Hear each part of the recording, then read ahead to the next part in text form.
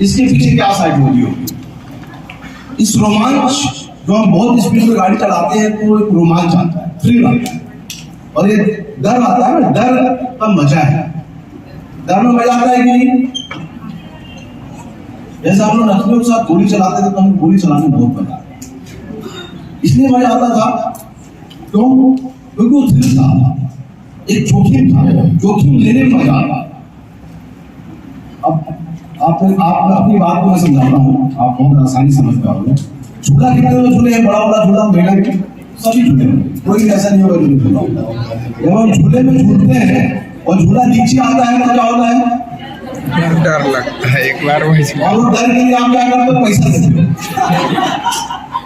पैसा देकर डर खरीदते हो आप। क्यों? क्योंकि उस डर का मजा नहीं। यही साइकोलॉजी बाइक चलाता है, उस डर का, उस रोमांच। मैं बहुत स्पीड में बाइक नहीं चलाता हूँ, लेकिन मैं गोली चलाता हूँ। उस गोली चलाते समय मुझे रोमांच आता, वो डर का मजा आता। यही साइकोलॉजी यहाँ काम है। तो मैं इस मंच से देश के युवाओं को आह्वान करता हूँ कि अगर आपको थ्रिल का मजा लेना है, आपको डर का रोमांच लेना है, तो आप आर्मी ज्वाइन करो, पुलिस ज्वाइन करो और देश के दुश्मनों के साथ गोली चलाओ, और गोली चला के उस रोमांच का मजा ना सड़क पे स्पीड में बाइक चला के अपनी जान। कौन सा ज्यादा अच्छा है बताओ? रोमांच चाहिए तो आओ, पुलिस पे आओ, आर्मी पे आओ। यही बात है। अब दूसरी बात करता हूं मैं नशे को लेकर,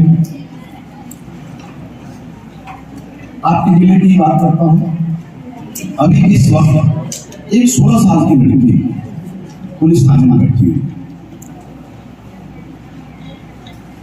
इस युद्ध में हत्या की। इसकी हत्या अपने पिता की हत्या, बाग थाने के गांव में एक 16 साल की बच्ची अपने पिता की हत्या कर दी। क्यों? इसलिए उसकी मां भी शराब पीती, उसके पिता भी शराब पीते। वो शराब पीते नहीं है, मतलब शराब वो पीता है, इस लेवल तक का शराब पीते। मां शराब पी के अपने मैके चली गई, बाप शराब पी के आए और लड़की को बहुत परेशान किया कि तुम जाओ अपने माँ को लेकर आओ। लड़की कहाँ जाती है माँ को लेकर? इस बात से उसने अपनी बेटी को पीटना शुरू किया, और उस आवेश में बच्ची वहां जो कुल्हाड़ी रखा हुआ था, कुल्हाड़ी के उल्टे वाले हिस्से से जो भी हिट ऑफ मूवमेंट में जैसे भी मारी। और शराब पिए आदमी को हमको ट्रेनिंग में सिखाया जाता था कि झापड़ नहीं मारना। अगर कोई आदमी हमको शराब पी के गाली में देता है तो हम धैर्य के साथ उसकी गाली खा लेते हैं। बेटा सुबह ही साफ खा लेते हैं, ठीक है, उसको रख लेते हैं, सुबह ही साफ करते हैं उससे, क्योंकि हम उसको मारेंगे तो मर जाएगा। तो डॉक्टर ऐसा होता है ना, शराब पिए आदमी नहीं मारना रहता, वो बच्ची ने किया वो मार गया। इस साइको आपको पता है कि आपके जिले में मर्डर की संख्या जो लेकर के आज की इस कार्यशाला का शुभारंभ करें, सम्मानित अतिथिगण।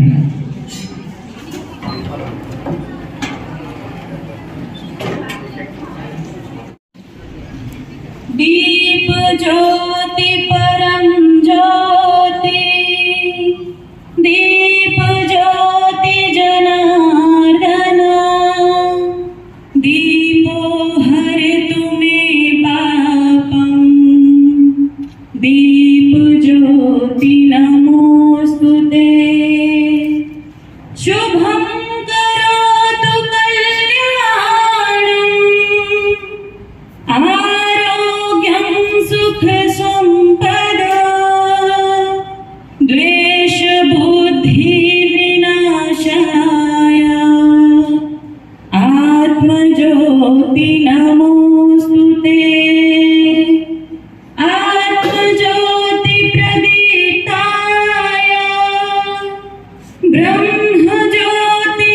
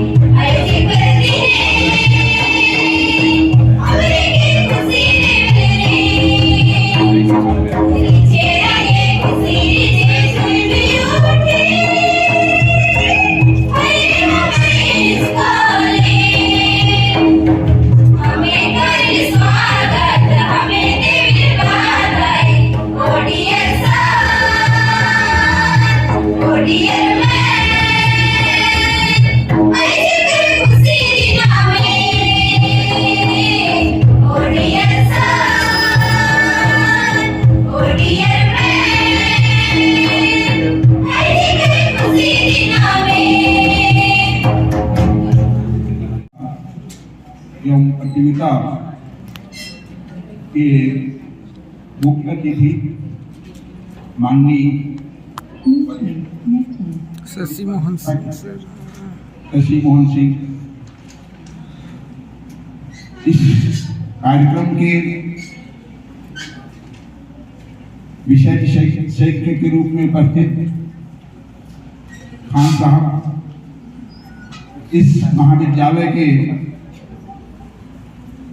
प्राचार्य डॉक्टर बैरागी जी, इस महाविद्यालय के वरिष्ठ प्राध्यापकगण और समस्त युवा छात्र और छात्राएं,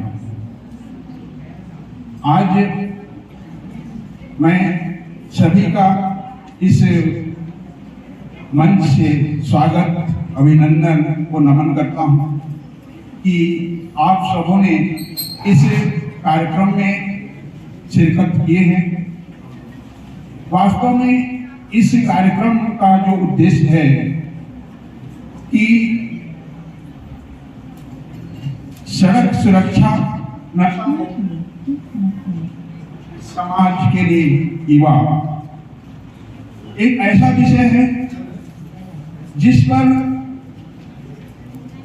हम सबको तो चिंतन करना ही है, साथ ही साथ युवाओं को भी इसके लिए कमर कस के तैयार होना, क्योंकि आज आए दिन सड़क में जो घटनाएं जो हो रही हैं वह हम सबके लिए बहुत चिंता का विषय है और इसके लिए कोई जिम्मेदार नहीं है। शासन की ओर से बहुत सारे नियम कानून बनाए जाते हैं, लेकिन नियम और कानून बना लेने से इस प्रकार की घटनाएं रुकेगी ये संभव नहीं है। इसके लिए हम सभी जो समाज के आने वाले समय के कर्णधार हैं, आप सबको इसके लिए तैयार होने की जरूरत है। बाइक चलाते समय आपको यातायात नियम का पालन करना अवश्य है। आपको जो साधन उपलब्ध कराए जाते हैं ये आपकी सुविधा के लिए, आप लोग इसको एंजॉय करते हैं, ये थोड़ी सी चिंता का विषय है। और विशेषकर आप लोग देखते हैं कि आए दिन ऐसे ऐसे दुर्घटनाएं घटित हो रहे हैं जिसके बारे में हम तो कभी सोचते नहीं। आए दिन ऐसी दुर्घटना से अवगत कराना हम सबकी जिम्मेदारी है। जब तक हम लोग स्वयं से इसके लिए तैयार नहीं करेंगे तब तक शासन की ओर से भी कितनों भी कानून नियम बना दिए जाए ये संभव नहीं है। आप लोग देखते हो रात को जब गाड़ियां चलती हैं तो ड्राइवर भी ऐसे होते हैं जो ड्राइविंग का नियम और कानून नहीं मानते, अपर डिपर तो कभी होता ही नहीं। ये सबसे बड़ी चिंता का विषय है। साथ ही साथ मैं थोड़ा सा और याद दिलाऊंगा कि अभी का जो मोटरसाइकिल और बाइक या मोटरसाइकिल आ रही है, 4 व्हीलर आ रहे हैं, उसमें जो लाइट लगती है शायद ये सामने वाले के बहुत खतरनाक हो जाता है। जो दुर्जा लाइट होते हैं, सामने वाला आप तो जा रहे हो लेकिन सामने वाला का आंख सुधिया जाता है, दिखता नहीं है। ऐसी स्थिति में दुर्घटनाएं ज्यादा होती है। तो आज हमको इस मंच के माध्यम से शपथ लेने की जरूरत है, संकल्प लेने की जरूरत है कि हम खुद तो यातायात नियम का पालन करेंगे, साथ ही साथ अपने घर परिवार यार दोस्त को भी इसके लिए निरंतर सजग करेंगे, सावधान करेंगे, जिससे कि हम और हमारा समाज आनंद और खुशहाल जीवन व्यतीत कर सकता है। शुभकामनाएं हैं। धन्यवाद। जय हिंद, जय छत्तीसगढ़। हमारे संस्था के प्राचार्य सम्माननीय डॉक्टर यार बैरागी सर आप आए और सभी छात्र छात्राओं को मार्गदर्शित करेंगे। सम्माननीय डॉक्टर बैरागी सर।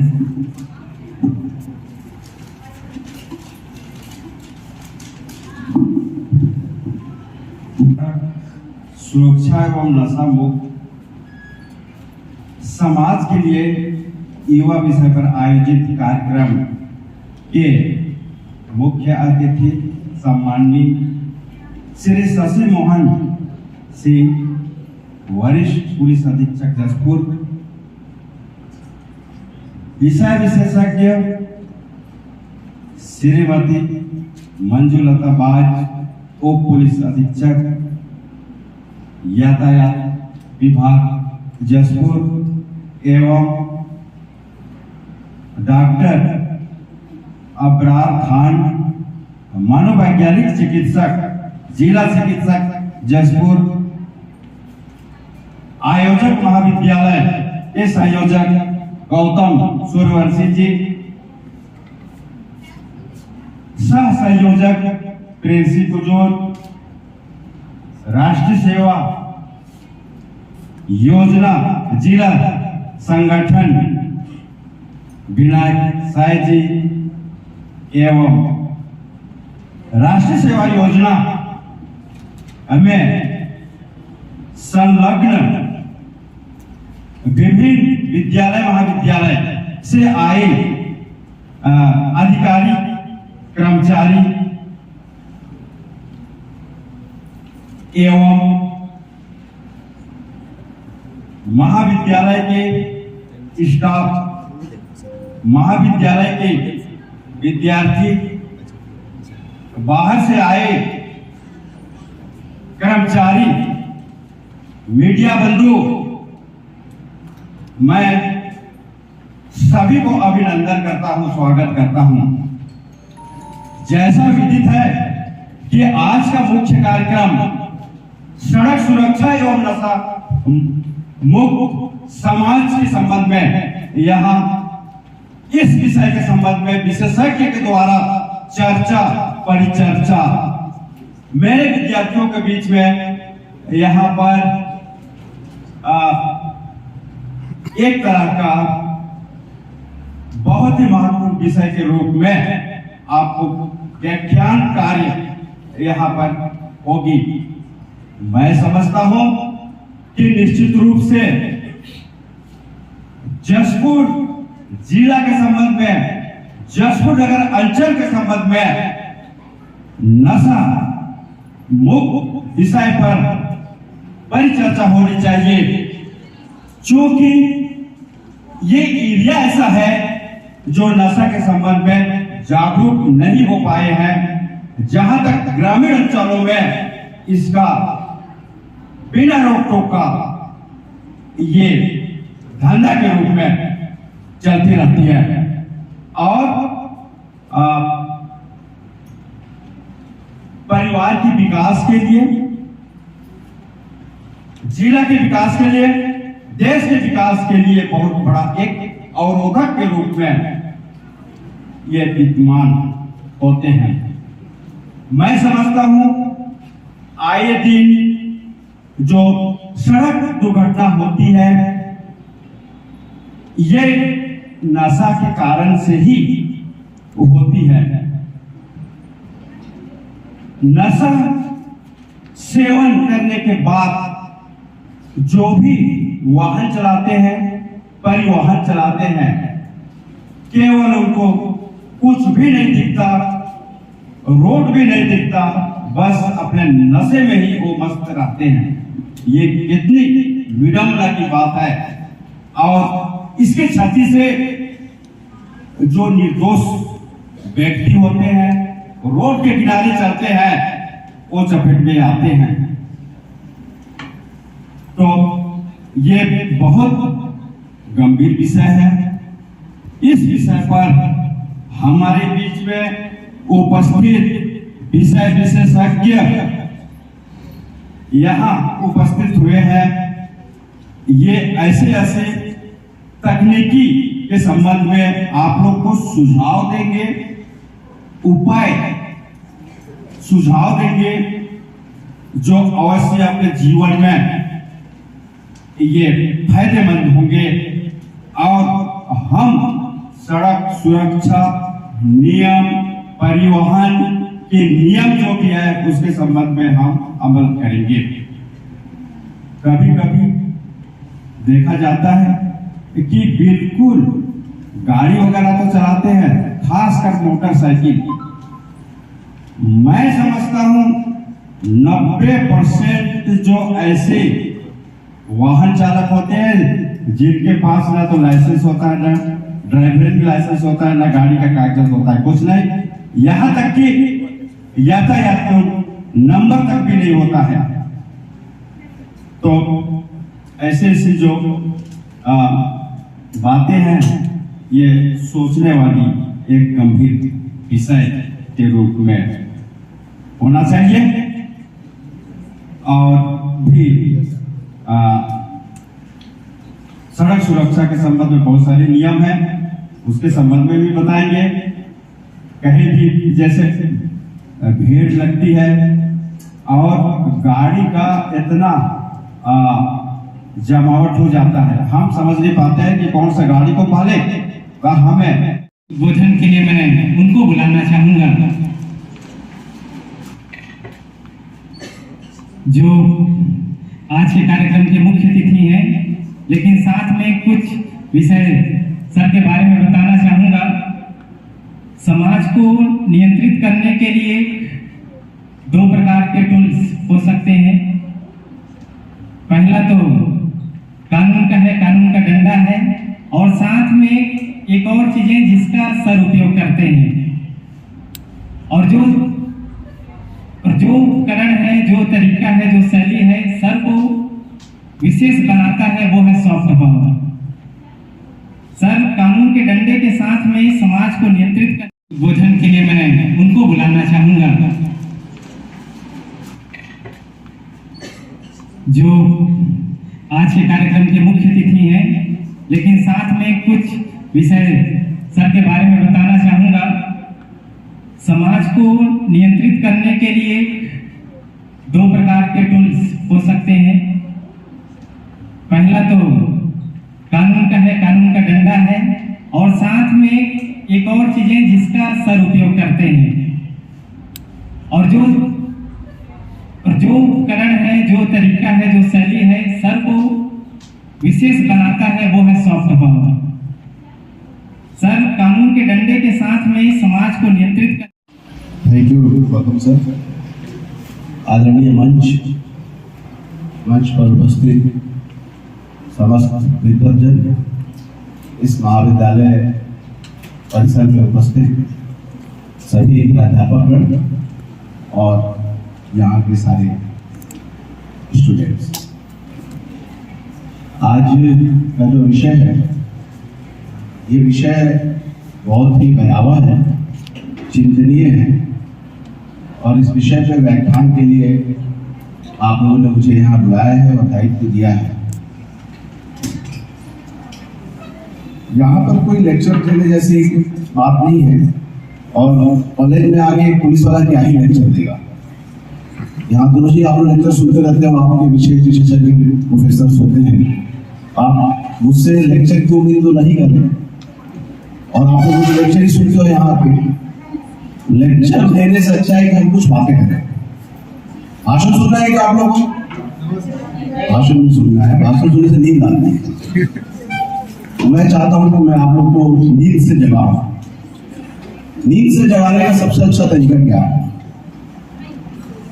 मैं आपके मन मस्तिष्क पे कोई चोट पहुंचाऊं। रेडी हो आप लोग?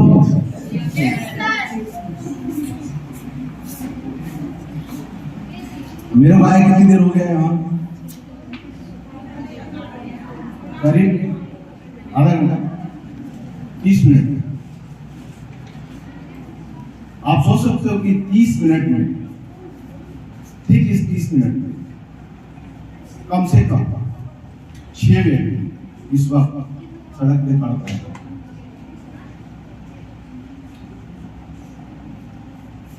वो चोट से करा रहे होंगे, उनका एक्सीडेंट हो गया होगा, हॉस्पिटल ले जाने की वहां बहुत की स्थिति होगी, भागम भाग होगा और उनकी जिंदगी अस्त व्यस्त होगी।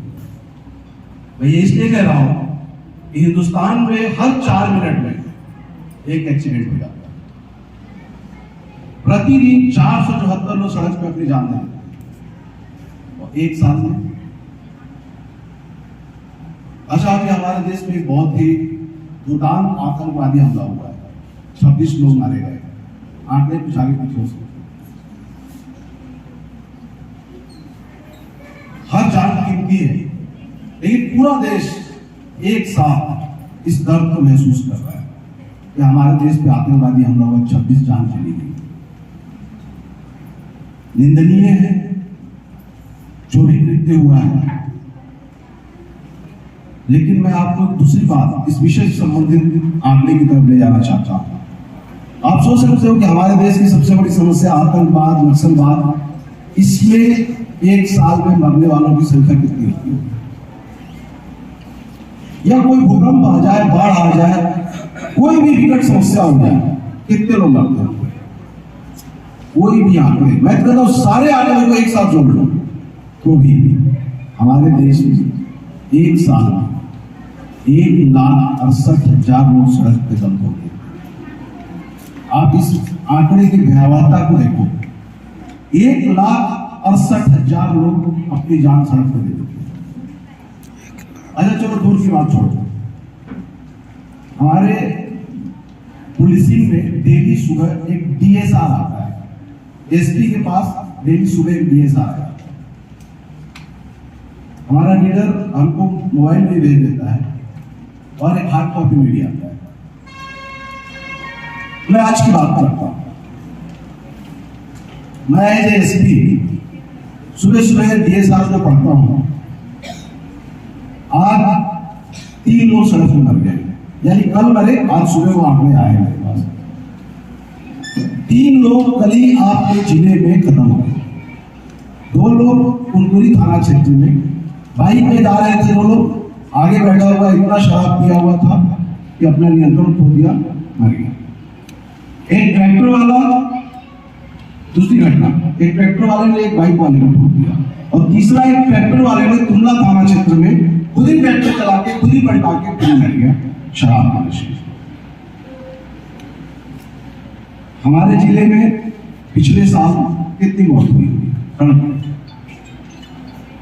कभी यहाँ नक्सलवाद था, आप लोग जानते हैं नक्सलवाद था ना, बहुत विकट समस्या है। लेकिन क्या कभी नक्सलवाद में एक साल में 342 लोग मरे थे? किसी को याद हो? पिछले साल का ये आंकड़ा है आपके जिले का, 342 लोग सड़क पे अपनी जान देते, यानी लगभग एक व्यक्ति प्रतिदिन। ये आंकड़े हमको डराते हैं। इन आंकड़ों से हमें डर लगता है और कभी कभी अपनी असफलता महसूस होती है बीइंग पुलिस ऑफिसर। ये हम तमाम कोशिशें कर रहे हैं, लेकिन उसके बावजूद भी ये सड़क दुर्घटनाएं नहीं होती। कारण सड़क दुर्घटना में 3 ई का महत्वपूर्ण रोल होता है। एक होता है इंजीनियरिंग, एजुकेशन और इन्फोर्समेंट। हमारे जिले की सड़क की इंजीनियरिंग को लेकर हम लोगों ने एक पूरे सर्वे कराया है। डीएसपी ट्रैफिक बैठी हुई यहाँ पे, इन्हीं को मैंने दायित्व दिया था। इन्होंने पूरे जिले का एक सर्वे कराया कि कौन सी सड़क पे क्या चीज की कमी है, कहाँ संकेतक नहीं है, कहाँ सड़क खराब है, कहाँ पे वहाँ पर हमने लूरो घाट जैसे हम लोगों ने रेंचुआ घाट है, वहाँ की सड़क की इंजीनियरिंग में क्या प्रॉब्लम है, कहाँ पे हमें दुर्घटना जब क्षेत्र लिखना है, साइनेज लगाने हैं, पेड़ के भीतर, पेड़ के ऊपर हमें कहाँ पे रेडियम लगाना है, ये सारा कुछ एक प्रोग्राम किया हुआ है। और अभी हम लोगों ने इस मुद्दे को उठाया कि जो लूरो घाट की इंजीनियरिंग है वो सही नहीं, हमेशा एक ट्रक मिल जाता है। तो ये तो रोड इंजीनियरिंग हुआ। दूसरा ही एनफोर्समेंट यानी कि पुलिस या ट्रैफिक विभाग, आरटीओ जो कानूनी कार्रवाई करे। आप लोग पता है कि शराब की गाड़ी चलाने पर कितना जुर्माना है? कोई बताएगा? कोई बच्चा वो बताए? आप लोगों ने बोला बातें करेंगे। जानकारी है, पुलिस अगर आपको शराब के हालात में गाड़ी चलाते हुए पकड़ ली, सबसे पहले क्या करते हो? आपको या कोई भी गाड़ी पकड़ाती है तो क्या करते हो? हम आम इंडियन लोग की क्या आदत है, गाड़ी पकड़ाते हैं, पुलिस ने गाड़ी रोक ली, हम क्या करते हैं? सबसे पहला काम क्या होता है?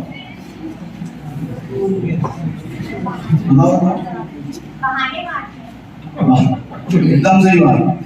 कैसे बहाने मारते हैं? तो सर अभी जा ही रहे थे, अब तक आपने पकड़ लिया, हेलमेट छूट गया, लाइसेंस तो कभी रखते नहीं है, और उसके बाद मोबाइल लगा के अपने किसी भी परिचित को कोशिश करते हैं संपर्क करें और बताएं कि पुलिस वाले से हमारी गाड़ी छूट जाए। ऐसे क्या करना हमारा? शराब पी के गाड़ी चलाने पर जुर्माना कितना कर सकती है पुलिस? कोई बताएगा? 10,000। आपको होगा तो नहीं? अनुभव से मुझे बता दिया, चलिए जोरदार ताली बजाइए। 10,000 रुपया। Thank you. क्या नाम आपका? चलो बोलिए, बहुत अच्छी जानकारी आपकी। 10,000 रुपया जुर्माना है।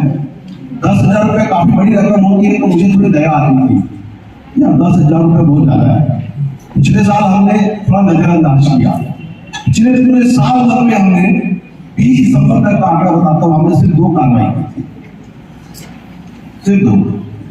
ये अचानक ये आंकड़े घट ही नहीं रहे थे। हम लोगों ने बोला कि नहीं, अभी हमें निर्दयी हो जाना है, अभी बिल्कुल इमोशनल होकर काम करना है। और आज की तारीख में कल ही 3 किया ना, और अभी कल हम लोग ट्रैफिक के ऊपर हम लोगों का जो व्याख्यान हो रहा था, उसमें 138 लोगों के खिलाफ अभी तक हम लोगों ने कर दिया है। आप ये मान के चलो, ये एक तरीका है। सीट बेल्ट हेलमेट पे भी हम लगातार कार्रवाई, 350 लोग जो हेलमेट पहन के नहीं चले उन पे कार्रवाई हुई है।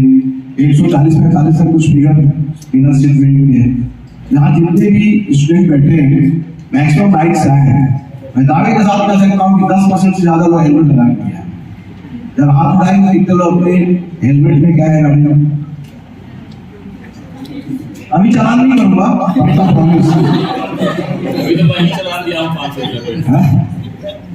अभी चालान नहीं होगा। हम में से कितने लोग हैं जो गाड़ी चलाते हैं सीट बेल्ट पहनते हैं, जो 4 व्हीलर चलाते हैं? 2 लोग, 3, 4 भूल जाने से तो थोड़ा नहीं पड़ा, मैं 5 रुपए दिया यही गिराने का, यहाँ 500 दिया गिराने। उसके बाद क्या हुआ? उसके बाद मुझे सर नहीं, उसके बाद अभी हेलमेट में क्या हुआ? मतलब आपने 500 रुपये चालान दे दिया, चलिए हो गया। उसके बाद जब गाड़ी चलाया, उसके बाद मैंने फील किया इसलिए दिया। नहीं, मैं तुझे मैं पूछ रहा हूँ कि आपका जब चलान हुआ चाहते पहले, उसके बाद जब आप गाड़ी चलाए तो क्या आपने सीट बेल्ट पहना? नहीं, तुरंत पहना, उस समय की बात ही नहीं कर रहा हूँ। वो जो से एक चीजें हुई कि वो मेरे को याद दिलाती है बात। एग्जैक्टली। देखिए, जो मैं दूसरे की बात कर रहा था, इन्फोर्समेंट, वो आपको परेशान करने के लिए नहीं है, वो इसी बात के लिए। सरकार को उस 500 रुपये से कुछ फायदा नहीं होने वाला, बहुत कुछ पैसे नहीं देते। जो जान जा रही है सड़क पर 1,60,000, जिसमें से कितने इंजीनियर्स, डॉक्टर, तो मैं कहता हूँ वो भले ही होगा, वो मजदूरी होगी, लेकिन वो अपने परिवार के लिए कितना कीमती, उसका भी इस देश के जीडीपी में योगदान है। हर मौत कीमती है। आपको पैसा चालान काटती है पुलिस, इसलिए नहीं कि आपको जो है परेशान करे, क्या उस पैसे में सरकार का बहुत रेवेन्यू बढ़ जाएगा। अब वही आपने बोला ना, याद दिलाने। कलेक्टर साहब हमारे बताते हैं, पहले बता रहे थे, वो एक ब्लैक स्वान थ्योरी होती है। ब्लैक स्वान क्या होता है? हंस कैसा होता है? सफेद। लेकिन ब्लैक स्वान क्या होता है? काला हंस। काला हंस तो नहीं होता ना। हमेशा हम जब भी हंस की बात करते हैं तो सफेद हंस ही हमारे दिमाग में आता है। तो यही एक हैबिट होती है कि हम बचपन से गाड़ी चला रहे हैं, कभी एक्सीडेंट नहीं हुआ। उसी हेलमेट नहीं पहनते भी गाड़ी चलाते एक्सीडेंट नहीं हुआ, और हेलमेट पहन के नहीं चलाते तो भी एक्सीडेंट नहीं हुआ। तो हमारा दिमाग ये मान लिया है, अरे कुछ नहीं होता है, किसी किसी के साथ कभी कभी हो जाता है। हम तो रोज चलते हैं, क्या ही फालतू बात है, हेलमेट पहन लो और सीट बेल्ट लगाओ। तो ये जो थियरी है कि हमारा दिमाग ये मान के चल रहा है कि सफेद हंस ही होता है, काला हंस होता ही नहीं, यही इफेक्ट काम कर रहा होता है। तो जब काला हंस आपकी जिंदगी में जिस दिन आएगा, आपकी जिंदगी की सारी परिस्थितियां होंगी। दुर्घटना एक बार होती है। एक शेर में खता लम्हे करते हैं, सजा सदियां हो जाती है। खता लम्हे करते हैं, सजा सदियां हो। ये कितनी गहरी बात है जिसने मिली। तो आपको एक उदाहरण सुना, अभी आपके सामने जो माइक में व्यक्ति बोल रहा है, ये व्यक्ति बीच में रख लीजिए। कितनी आंखें हैं? दो है ना, ये आपको दिख रहा है, लेकिन सच्चाई है कि मेरे पास डेढ़ी आंख। मेरी आधी आंख एक दुर्घटना में चली गई। इस राइट आईज में 50% विजन नहीं है, और ये इतना, ये आंख की इधर का पूरा पार्ट प्लास्टिक सर्जरी है। यहाँ पे 6 कांटे अगर आप इसको प्लास्टिक सर्जरी की, इसलिए पता नहीं चलता, अदरवाइज पहले लटक गया। और ऐसी ही दुर्घटना में बट कितना रिकॉर्ड करोगे यार, लगा रहे हो। ये रिकॉर्डिंग का सिस्टम बड़ा ही बेकार है। हम बोलते मैंने भी तो, हम तो बातें करने आए हैं। बात निकली है तो दूर तक जाएगी। हाँ, दूर तक जाएगी। तो वीडियो में आ गया तो बहुत देर तक चल जाएगी, बहुत देर तक दूर तक चलती रहेगी। कुछ बातें औपचारिक होती है ना, जो रिकॉर्डिंग के लिए नहीं होती। एक बार हमारे थाने में अटैक हुआ और आगजनी हो रही थी, पत्थर चल रहे थे और मैं हेलमेट पहना था। हम लोग भी जब पुलिस करते हैं तो हेलमेट पहनते हैं, बॉडीगार्ड चालू लेके हम लोग को काम करना होता है। लेकिन मेरा दुर्भाग्य था कि हेलमेट पहनने के बाद भी ये हम लोग जो पुलिस के हेलमेट पहनते हैं, जो लॉ एंड ऑर्डर में, वो पूरा ढका रहता है। लेकिन उस समय जो मेरे पास हेलमेट था वो सिर्फ इतना ही था, मतलब वो ढकने वाला नहीं था। ये दुर्भाग्य था। हेलमेट पहनने के बाद भी वो पत्थर आ रहे थे, तो उसमें रन कर रहा था, वो युद्ध का मैदान बना हुआ था। और एक पत्थर आया, मैं जाली भी पकड़ा हुआ था, एक हाथ पे डंडा था, एक हाथ पे गाड़ी था, सामने से पत्थर आ रहे थे और मैं रनिंग कर रहा था। रनिंग करते समय हाथ हिलेगा, आप रन करोगे, एक पत्थर आके यहाँ था और फिर आगे कहानी में आईसीयू में था उसके बाद। मैं यही सोचता हूँ कि अगर मैं उस दिन हेलमेट अगर पूरा वाला पहने रखता तो मैं अपनी आंख को जीवन भर के लिए नहीं छोड़ता।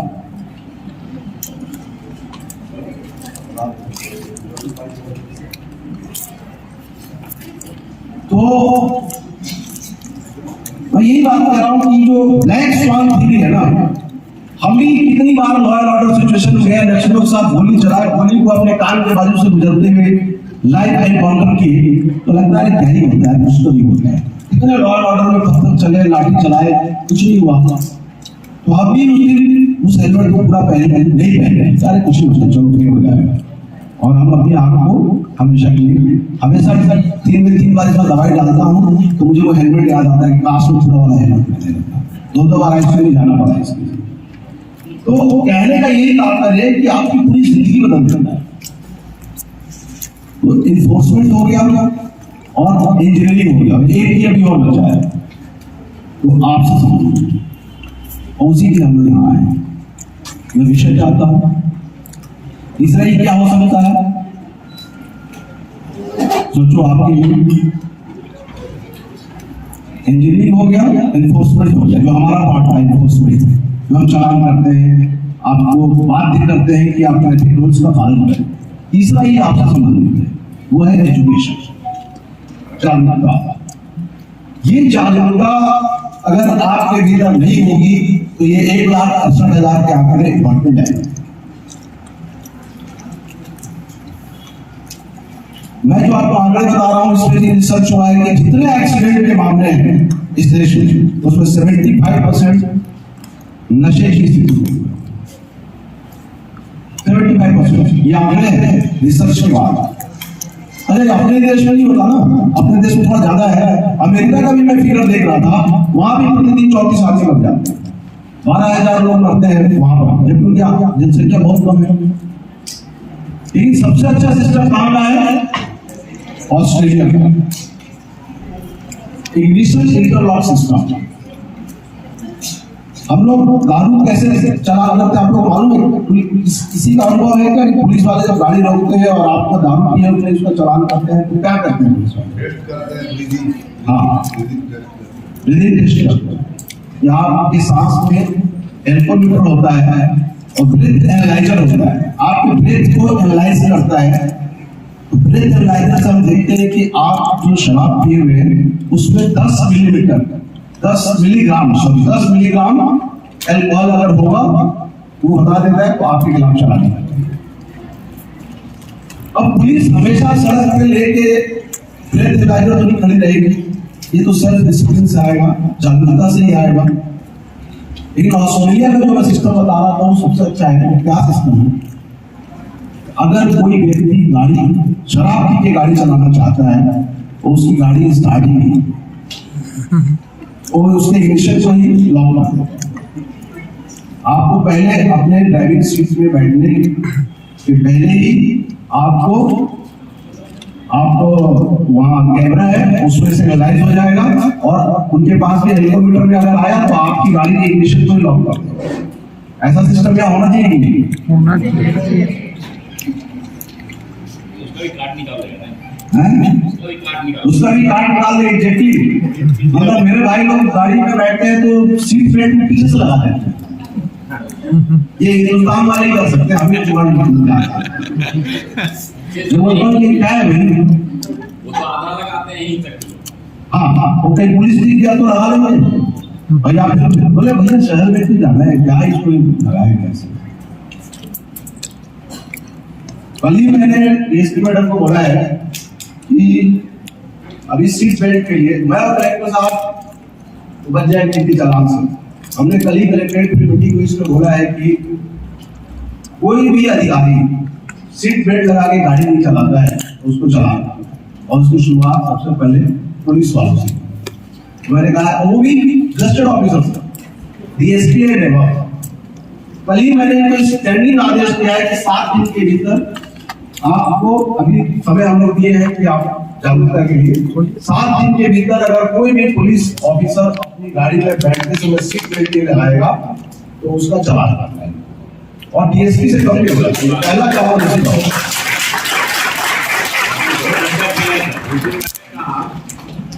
मैं तो कुछ नहीं बोला, मैं दे दिया, लेकिन जो सरकारी गाड़ियां आ रही थी उसके ड्राइवर्स को जो वहाँ चेकिंग में था उसने नहीं रोका। तो मैंने कहा ये भी मरेगा। बस्ती में तो मेरा भी घर चलेगा। हाँ बिल्कुल आप सही बोले, इसलिए हम शुरुआत जो है ना अपने घर में ही आधार कार्ड करना चाहते हैं। सबसे पहले आपको बताता हूँ, पिछले महीने हमने 5 पुलिस वालों का हेलमेट पे चालान नहीं किया था। आप में से कोई न्यूज देखा होगा तो मुझे नहीं पता, बट आप मैं न्यूज भेज दूंगा। मैंने सबसे पहले हेलमेट की शुरुआत की, अभी जो 350 का हमारा फिगर आया है, सबसे पहले शुरुआत हमने पुलिस वालों से किया। अभी हम सीट बेल्ट के लिए किए, पहला चालान उनको कर ही देना है सप्ताह में। और मैं इसलिए नहीं बोल दिया कि मैं तो बच जाऊंगा, क्योंकि मैं और कलेक्टर साहब तो पीछे की सीट में बैठ के सीट बेल्ट लगा सीरियसली। और मैं अगर कभी गाड़ी ड्राइव करता हूँ तो मैं तो बिना सीट बेल्ट लगाए गाड़ी चला ही नहीं सकता। पता नहीं क्यों ऐसा लगता है कि ब्लॉक है कुछ। जब तक सीट बेल्ट नहीं लगाता हूँ मेरे को कॉन्फिडेंस नहीं आता है। तो मेरे यहाँ के ड्राइवर नहीं लगाता थे, जब मैं आया तो उसको चमका के सीट बेल्ट लगाना शुरू करा। कुल मिला के ये मैंने देखा ना, मैंने अपने आप को दी। ये मेरा हाथ यहाँ ऑपरेटेड है, ये मेरा पैर मुंबई में, राइट हैंड चला गया पुलिस की नौकरी में, गोली डंडा लाठी चला के। मुझे लगता है यार मैं अपनी जिंदगी को सड़क पे क्यों ही बर्बाद कर दिया। 4 बार आईसीयू से होकर आ गया, एक्सीडेंट में हो गया आईसीयू जाना। पुलिस की नौकरी में गोली खा के मर जाए तो शहीद हो जाए, तो इससे अच्छा मौत क्या होगा, तिरंगे में लपेटे जाएगी। लास्ट 2 बजेगा जब हम मरेंगे, लेकिन सड़क में मर जाओ कुत्ते बिल्ली की तरह तो क्या ही मतलब। तो मौत भी आए तो थोड़ा सम्मान के साथ आए, तो सड़क पर मर जाने के लिए जिंदगी नहीं।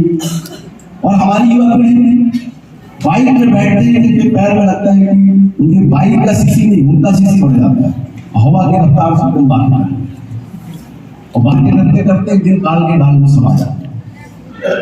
और उनके माता पिता आके हमारे पास रोकते हैं। आजकल तो रील बनाने के चक्कर में इतिहास बन जाता है। रोज बनता है सर, मैं रोज देखता हूँ, गिरांग से जाता हूँ आपसे। नहीं सर, वो सिविल सेंस बहुत कम है भारतीय लोगों में। सिविक सेंस की कमी है, पढ़े लिखे लोगों में भी बहुत कम। एग्जैक्टली, मतलब हम हिंदुस्तान में कानून तोड़ने को अपनी बहादुरी समझते हैं। ट्रैफिक वाले से बच जाए, उसको जुगाड़ लगा ले, नेताजी से फोन करा दे, तो वही हम सोचते हैं कि कानून तोड़ने की शुरुआत हम ट्रैफिक रूल से थी। हमारे भी तो सिर्फ सेंस ही नहीं।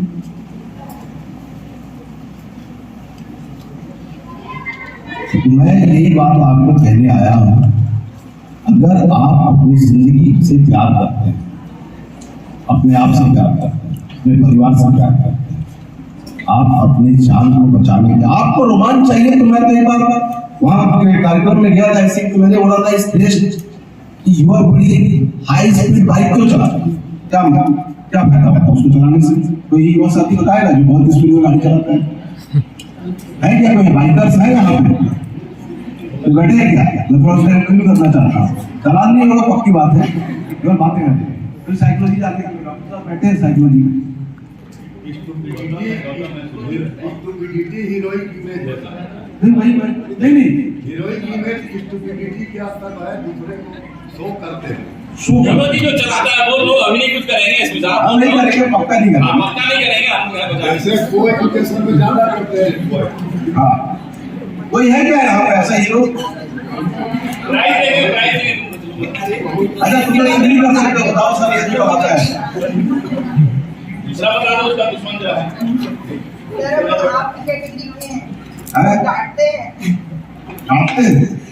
ज्यादा स्पीड से चलाते उसको उल्टा बोलते हैं कम स्पीड में चलाया करो। हम लोग अपनी कैटेगरी वाले में से है। क्या बात, पीछे जो बैठते भी है ना, तो हम लोग मतलब तो फ्रेंड लोग भी रहते हैं तो बोलते हैं धीरे चलना, क्योंकि हम लोग स्पीड से डरते हैं ऐसे करके। क्या बात, बहुत बढ़िया, शानदार। स्टूडेंट लोग से वैसे ही है। बहुत अच्छा, बैठ जाओ। देखो मैं ऐसा समझता हूँ, इसके पीछे क्या साइकोलॉजी होती है। इस रोमांच जो हम बहुत स्पीड में गाड़ी चलाते हैं तो एक रोमांच आता है, थ्रिल आता है, और ये डर आता है ना, डर का मजा है। डर में मजा आता है कि नहीं? जैसे हम लोग नकलियों के साथ गोली चलाते थे तो हम गोली चलाने में बहुत मजा आता है। इसलिए मजा आता था क्यों? क्योंकि वो थ्रिल था, एक जोखिम था, जोखिम लेने में मजा आता। अब आप अपनी बात को मैं समझाता हूँ, आप बहुत आसानी समझ पाओगे। झूला कितने झूले हैं, बड़ा बड़ा झूला मेला के सभी झूले में, कोई ऐसा नहीं होगा जो नहीं झूला होता। जब हम झूले में झूलते हैं और झूला नीचे आता है तो क्या होता है? डर लगता है एक बार वही से। और वो डर के लिए आप क्या करते हो? पैसा देते हो।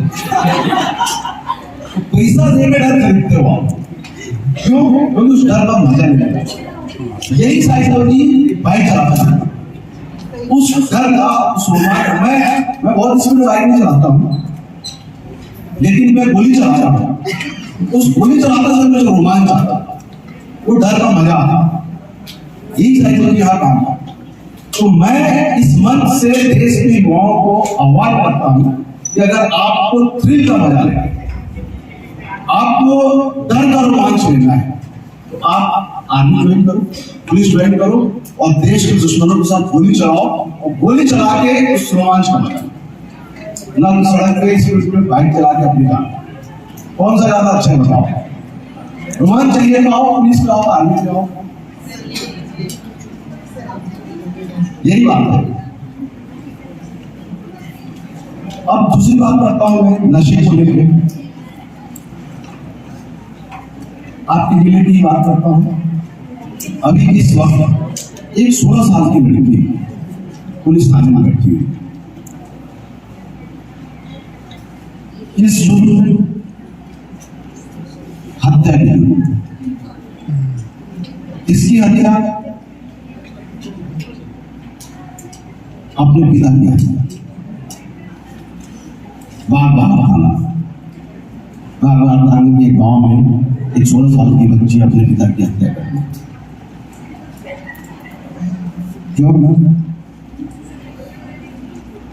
इसलिए उसकी मां भी शराब पीती, उसके पिता भी शराब पीते। वो शराब पीते नहीं है, मतलब शराब उनको पीता है, इस लेवल तक का शराब पीते। मां शराब पी के अपने मैके चली गई, बाप शराब पी के आए और लड़की को बहुत परेशान किया कि तुम जाओ अपने मां को लेकर आओ। लड़की कहाँ जाती है मां को लेकर? इस बात से उसने अपनी बेटी को पीटना शुरू किया और उस आवेश में बच्ची वहां जो कुल्हाड़ी रखा हुआ था, कुल्हाड़ी के उल्टे वाले हिस्से से जो भी हीट ऑफ मूवमेंट में जैसे भी मारी। और शराब पिए आदमी को तो हमको ट्रेनिंग में सिखाया जाता था कि झापड़ नहीं मारना। अगर कोई आदमी हमको शराब पी गाली भी देता है तो हम धैर्य के साथ उसकी गाली खा लेते हैं, बेटा सुबह ही साफ खा लेते हैं, ठीक है, उसको रख लेते हैं, सुबह ही साफ करते हैं उससे, क्योंकि हम उसको मारेंगे तो मर जाएगा। तो डॉक्टर साहब ऐसा होता है ना, शराब पिए आदमी भी मारना रहता है, वो बच्ची ने किया वो मार गया। इस सैकड़ों आपको पता है कि आपके जिले में मर्डर की संख्या इस तरह की था। मैं आपके सारे आंकड़ों को देख रहा था, मैं ये भी अरे इतने मर्डर कैसे हो गया, ये तो ऐसा कोई बहुत खूंखार इलाका नहीं है। रायपुर के बराबर मर्डर होते हैं, रायपुर में तो गुंडागर्दी बढ़ है, चाकू चलते हैं, हत्या हो जाती है, लूट होती है, डकैती होती है, यहाँ कैसे इतने मर्डर। पिछले 1 महीने में बता रहा हूँ 6 मर्डर हुए हैं, और 6 के 6 रिलेशनशिप से। पत्नी ने पति को मारा, पति ने पत्नी को मारा, भाई ने भाई को मारा, एक ने दामाद ने मार दिया, ससुर को, और सारे के सारे रिलेशनशिप। मैं इस जिले में अच्छा मर्डर करने के बाद ऐसा नहीं कि आरोपी भाग जाता है। अभी एक मर्डर बता, आपको दूसरा मर्डर महोरा बता, आज ही ये तो कल की घटना, आज सुबह की बात। मेरी पहली दिन मैं हम पुलिस वाले की जिंदगी कैसी होती है, पहली दिन खुलती है, पहले अल्लाह सर यहाँ पे मर्डर हो गया, मतलब हमारी जिंदगी कैसी होती। 1 साल पहले मैं 2018 में दूर पिलाई का एक्सपीरियंस भी था। 1 जनवरी को मेरी नींद खुली, मैं सोचा कोई मुझे हैप्पी न्यू ईयर बोलेगा, यारी को फोन मिला मुझे, बोला ये गुस्सा आया है, बोला नींद में ही था मैं, ये इसको इतने जल्दी हैप्पी न्यू ईयर बोलने की क्या पड़ा 6 बजे। लेकिन फिर भी पुलिस वाले का फोन था, मैंने उठाया, बोला सर डबल मर्डर हो गया। हम नए साल की शुरुआत भी ऐसे ही करते हैं, 8 दिन की शुरुआत भी ऐसी ही, बोला सर यहाँ पे मर्डर करके हत्यारा खुद ही बुलाने में क्या नहीं है, मेहनत भी नहीं करना पड़ता हमको, नशे की हालत में। ये बहुत दुखद है, बहुत ही चिंतनीय है। 5 लीटर शराब बनाने की छूट है, मैं इसका औचित्य नहीं समझ पाता। अब सरकार की नीति है, हम सरकारी आदमी है, लेकिन as a being a person, एक देश के नागरिक होने के नाते मुझे तो इसका औचित्य समझ नहीं आता। शराब जितने भी अपराध, यहाँ के लोग बहुत ही सज्जन है, सरल है, जो मर्डर भी कर देते हो मुझे कभी अपराधी जैसे नहीं लगता। मैं जानता हूँ किसने मर्डर नहीं किया, शराब मर्डर, लेकिन एक व्यक्ति हत्यारा हो जाता है, छोटी सी बात में, घर में शराब उपलब्ध है, घर पहुंच सेवा है। मैं तो यहाँ के जनप्रतिनिधियों से बात करना शुरू कर दिया हूँ, समय आ गया है कि आप सोचिए ये 5 लीटर शराब की औचित्य क्या है। अगर शराब की उपलब्धता है, गांव में ही है, घर में ही है, आदमी थोड़ा सा कठिन बना दो, सरकारी दुकान में जाओ, 5 किलोमीटर 10 किलोमीटर से होता है, थोड़ी मेहनत भी करनी पड़ेगी। आप लोग आने वाले समय में यहाँ के नागरिक को यहाँ का खूबसूरत कश्मीर इतना अच्छा नेचर से हरा भरा है, लेकिन आप ही युवा पीढ़ी हो ना, आप ही जनप्रतिनिधि बनोगे, अधिकारी बनोगे, एक चिंतन आपके समाज में ये आना चाहिए कि क्यों आदिवासी समाज 5 लीटर घर में दारू बनाए। आपको सोचो इसमें ये क्या शराब हमें कितना आनंद है और कितना कष्ट है, आकलन होना चाहिए इसका, ये आकलन कैसे हो। आप जैसे लोग में सोचे इस विषय पे, तो माहौल बना है समाज में, इस बुराई से बाहर कैसे, और कब बनता है माहौल, जब आप लोग एक आदमी के तौर पर लोगे, शराब से ज्यादा पीड़ित कौन हो, महिलाएं हो, बच्चे हो, परिवार हो। वक्त आ गया है कि हम सोचे, में लंबा हो रहा है, मैं कुछ सवाल आपके दिमाग में छोड़ के जाना चाहता था, और आज का उद्देश्य यही तरीके से हमारी जिंदगी को बर्बाद करता है। मैं खुद ही नशे के खिलाफ एक ब्रेन अपने आप को मानता हूं। मैं कोई भी नशा नहीं करता, लेकिन मैं एक नशा करता हूँ। क्या नशा हो सकता है? ये पुराने जो साथी बैठे हुए हैं लोग, आप लोग पिक्चर देखे थे ना अमिताभ बच्चन वाली शराबी, हवा को खुशबू से बादल को है जिनका नशा किसी को देख के सांसों में उभरता है नशा, और नशा शराब में होती तो नास्तिक होता। ये हमारे गुरु जी पढ़ाया था अमिताभ बच्चन। हम लोग छोटे छोटे थे ना, हम लोग के जमाने में पिक्चर आए थे। तो नशे में कौन नहीं है हमें बताओ जरा।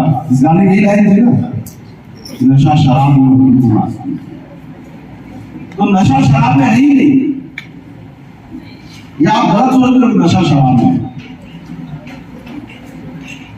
मैं भी एक नशा, सोचो क्या नशा। नशा तो आपकी बात में भी है, लेकिन ड्यूटी की नशा है सर, वर्क की नशा है, वर्कहोलिक होना, ड्यूटी की नशा, हमारे बाबू में नशा है, वेलफेयर करने का लोगों का चलान तो नहीं हो जाएगा।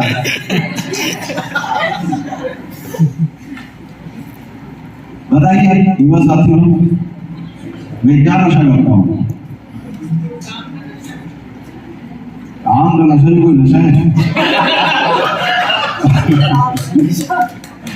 काम को नशे की तरह क्यों करना? काम का होश में करना।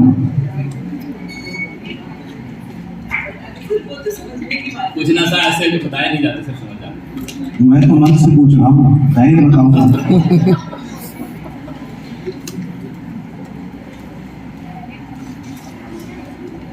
मैं एक नशा करता हूँ, कोई नशा न करने का नशा। ताली बजाओ।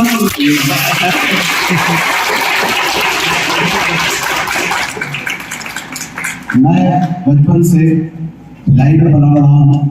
हमारे दोस्त लोग कॉलेज में तुम्हारे जैसे थे, पढ़ते थे, कहीं से दोस्त लोग कैफेटेरिया वहाँ पे था, नदी के किनारे, शहर के किनारे यंग एज में हमारे दोस्तों के साथ पार्टी होती, हम भी जाते थे। अक्सर नशा कैसे शुरू होता है? पीयर प्रेशर होता है ना। पीयर प्रेशर जानते हो? पीयर प्रेशर क्या होता है? या दोस्तों के साथ रहने के बाद मैं ये नहीं करूंगा तो मेरा दोस्त क्या समझेगा, तो इसको पीयर प्रेशर। तो पीयर प्रेशर में बहुत सारे नशे की शुरुआत। मैं जाना था, मेरे दोस्त लोग शराब पीते थे, कैफेटेरिया के किनारे बैठ के, मैं भी दोस्ती तो दीवानी पड़ती है ना, मैं भी जाता था। मुझे भी बहुत प्रेशर होता था, पीयर प्रेशर। हमें तो भी नहीं था, तो मुझे भांति भांति के कटु वचन सुनने पड़ते। अब दोस्त लोग कैसी बातें करते हैं आप लोग जानते हैं, आप लोग भी करते ही हैं। तमाम गालियां खाता था, बहुत बेगानात्मक बातें सुनना, क्या क्या नहीं बोलते, जलील करते थे। कमीने, दोस्त कमीने होते हैं ना, तो सारे कमीने मुझे जलील करते। लेकिन वहीं पे मेरा बिल्कुल और काम करता था, और वो बोलता तू सारे दोस्ती का नहीं पिएगा।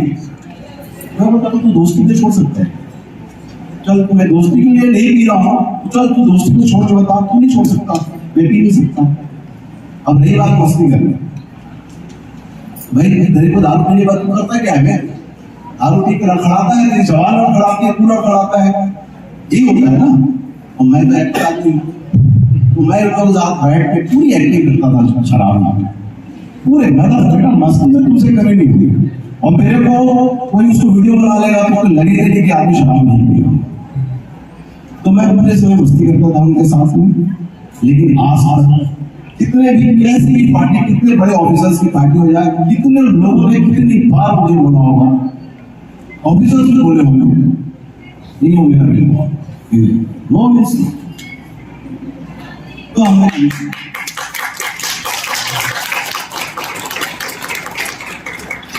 जो शराब पीते हो धीरे धीरे ताली बजा रहे हैं, जोर से बजाओ।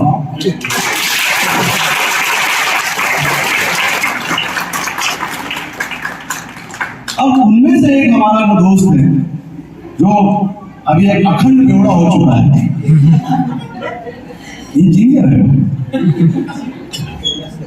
एक दिन मेरे को बोला, ठीक है, रात 12 बजे बोला, मिलने के बाद ही प्यार होता है ना। उसके बाद वो हिसाब किताब बोल के प्यार को बता रहा था, भाई मान लेते हो यार, नहीं किया तो नहीं किया।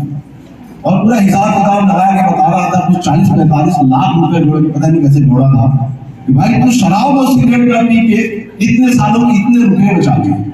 बोला कैसे? कौन कौन सा ब्रांड बता रहा था?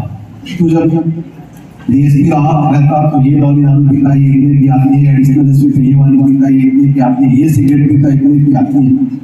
तू तो साले 40 लाख रुपए ऐसे ही कमा लिया। शराब मत, सिगरेट मत। दोस्तों आज मैं स्वस्थ हूँ। आज भी तुम लोग मेरे साथ क्रिकेट खेलोगे तो और बैडमिंटन 2 क्रिकेट में तो तुम लोग अच्छे से हरा सकता हूँ दावे के साथ। अगर मैं स्वस्थ हूँ तो उसके पीछे मेरी पूरी नशे। अगर मैं अपने बेटे के लिए आदर्श हूँ इस मामले में, इसलिए कि मैंने नशे को हाथ में लिया। अगर मैं शारीरिक मानसिक रूप से और आर्थिक हिसाब का बता दिया, उसी दोस्त का जो 18 साल की उम्र में शराब पीना चालू किया था अब तक पी रहा है, उसी ने मुझे हिसाब करके बताया कि मैंने कितने पैसे बचाए।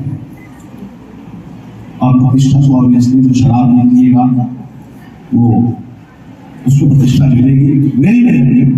मेरी जानता शराब पीने वालों की प्रतिष्ठा होती है और वो कैसी होती है ये मुझे नहीं पता है।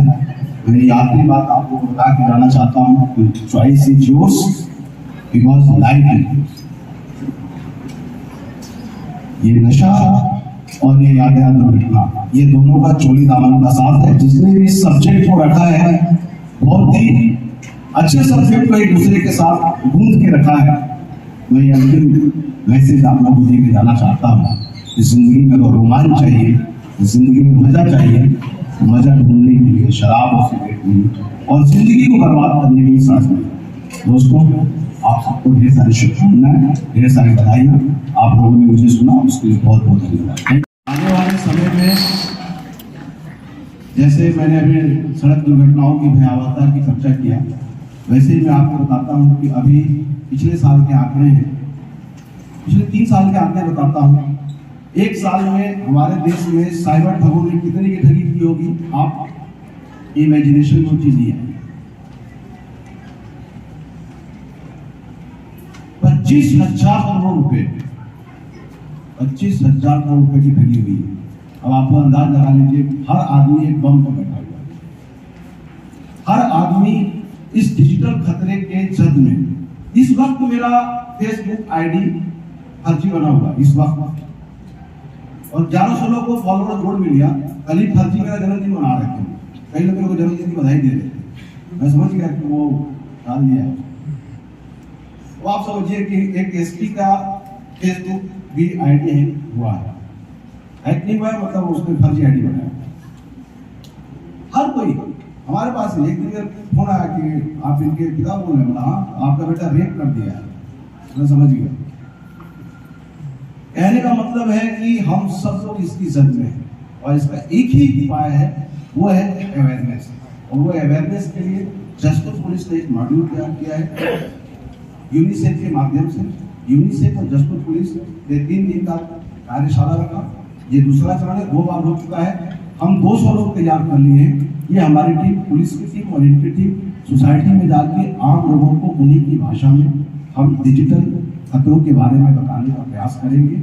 मैं इस मंच से आप लोगों को भी आह्वान करता हूँ कि सदैव सतर्क रहें। और ये सारे डिजिटल क्राइम के पीछे सिर्फ 2 ही फैक्टर काम करता है। एक फैक्टर लालच, आपको किसी न किसी प्रकार का लोभ लालच दिया जाएगा, आप उसमें फंसते हो और अपनी व्यक्तिगत जानकारी देते हो। और दूसरा भय, आपको डरा देंगे। डिजिटल अरेस्ट सुने हो ना, डिजिटल अरेस्ट आपने एक भी ग्रामीण आदमी को डिजिटल अरेस्ट नहीं किए, हर पढ़े लिखे आदमी को डिजिटल अरेस्ट किए। तो ये मत सोचो कि अरे आप तो जानते हो अरे मेरा क्या होगा।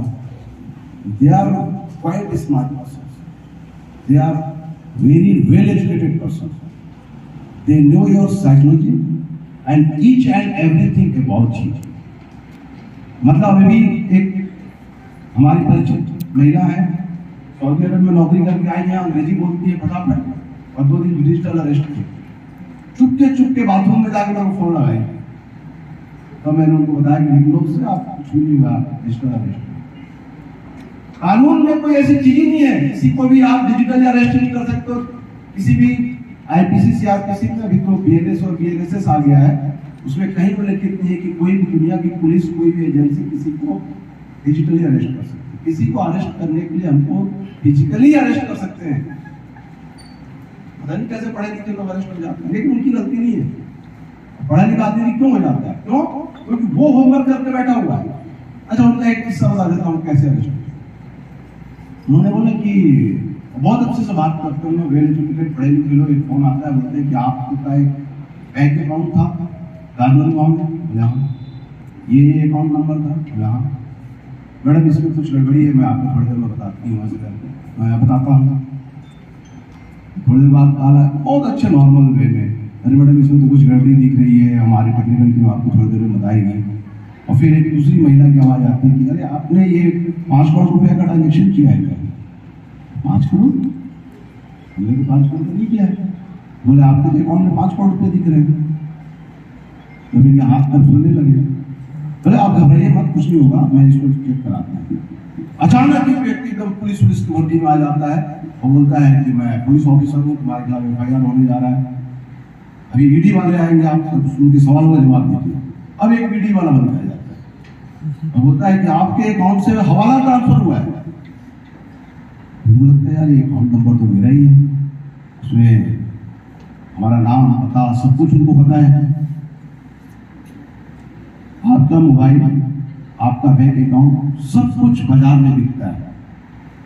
Data is new gold. हमारे डेटा सब 2 नंबर में सब अपराधियों के पास है, डिजिटल अपराधियों के पास। वो हमारे बारे में, हमारे बेटे का नाम उसको पता था, तभी तो बोला ना आप रिबू समझ के पिता है। तो हमारी सब जानकारियां बाजार में बिक गई है, 2 नंबर में बिक गई, सब डेटा बिक गई। ऑयल अब गोल्ड नहीं है, पहले एक समय बोलते हैं ना ऑयल इज न्यू गोल्ड, अब डेटा इज न्यू गोल्ड। तो उनकी पूरी जानकारी लेकर उनको 2 दिन तक डिजिटल अरेस्ट कर दिया। अब निकलने नहीं, आपको जाना ही नहीं है, घर ही बैठना, नहीं तो आप ये कर देंगे वो कर देंगे। तो ये जागरूकता। अभी मेरा फेसबुक आईडी बना के क्या कर रहे हैं, मेरे नाम से बात कर रहे हैं। हमारे कोई परिचित लोग सब आपके जिले के कई लोग उसमें फेसबुक में ज्वाइन हो गए हैं। और एक जन अभी कहीं कुरकुरी से फोन किए, बोला सर वो सौदा करूँ क्या मैं? बोला अरे भाई मत करना सौदा। क्या बोलता है वो कि मैं बोलता हूँ, उसने ऐसा डिजाइन किया हुआ है, ऐसा करते मेरे भी बहुत सारे पुलिस ऑफिसर्स के हैक कर लेते हैं, फर्जी आईडी बनाते हैं।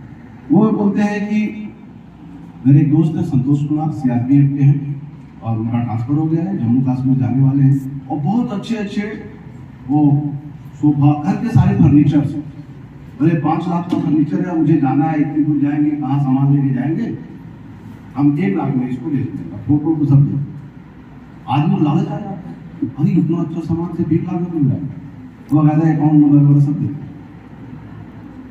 अब फिर अभी 3 साल पहले भी मेरा एक बार ऐसा किए थे, और उस समय एक व्यक्ति हमारे परिचित पैसे बढ़ा दिया। लेकिन अभी अच्छी बात क्या है, जो पॉजिटिव बात है, कि अभी करीब 20 दिन से मेरा बना हुआ है, और 70-80 लोग तो मेरे को फोन कर चुके, पूछ लिए, ये लोगों में अवेयरनेस आ जाए। अभी लोग समझ जा रहे हैं कि यार कुछ गड़बड़ तो नहीं है, और मुझे कम से कम फोन लगा। और मेरी एक अच्छी आदत है कि मैं कोई भी अननोन फोन उठा क्या कॉल बैठ, तो मैं उन लोगों को पैसे जब वो लोग बताते हैं तो मैं बताऊँ भाई मैं कर गया। अब उसको हिम्मत बोलना कि तुम्हें पता चल गया कि तुम फर्जी हो, उसको बार बार बोला हाँ भाई ले रहा हूँ, बहुत पसंद आ रहा है, उसकी जरूर उसके साथ में थोड़ा उसके साथ खेलो, और फिर बोलना भाई अकाउंट नंबर दे रहा हूँ, फिर उसको माँ बहन की गाली दे रहा हूँ, फिर अभी चल रहा है ऐसे।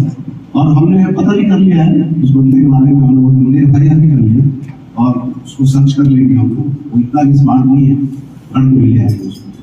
पर कहने का तात्पर्य ये है कि इसके लिए अवेयरनेस ही एक मात्र तरीका है कि हम कर सकते। ये हमारे साइबर योद्धा लोग हैं, बहुत सारे साइबर टिप्स दिए गए हैं, साइबर क्राइम को अवेयरनेस के टिप्स दिए गए हैं। तो हम लोग कोशिश है, आप लोग में से कोई जुड़ना चाहेगा तो हम चाहेंगे कि आप लोग का भी स्वागत करेंगे, और अगले चरण में हम लोग गाँव जल्दी जाएंगे। आप लोग क्या करना, मैं आप लोग को बताने वाला हूँ किस गाँव जाएंगे। Thank you very much.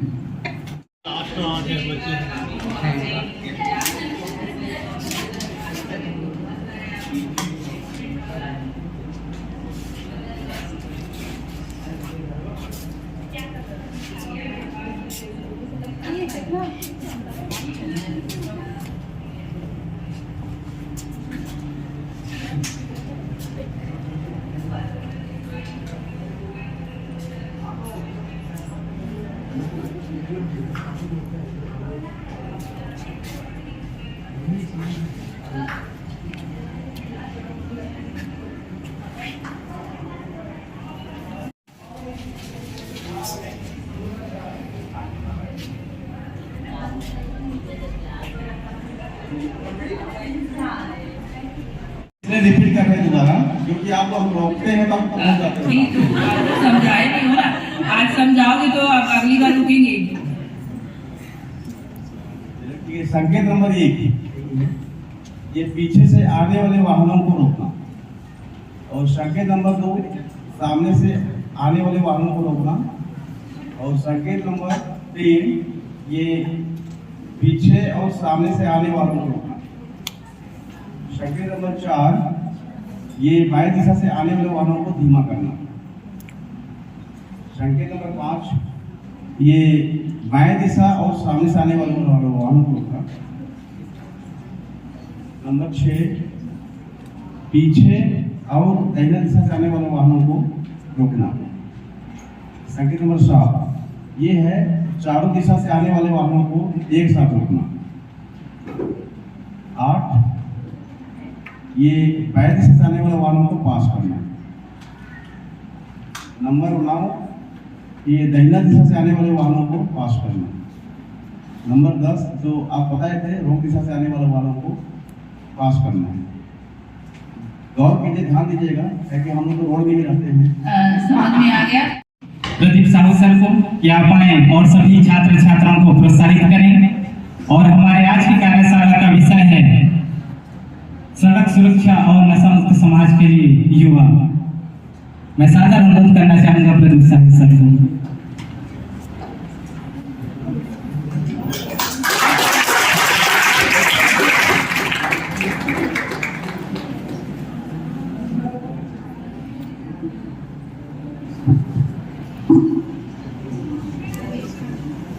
मंच पर उपस्थित NES कॉलेज की प्राध्यापक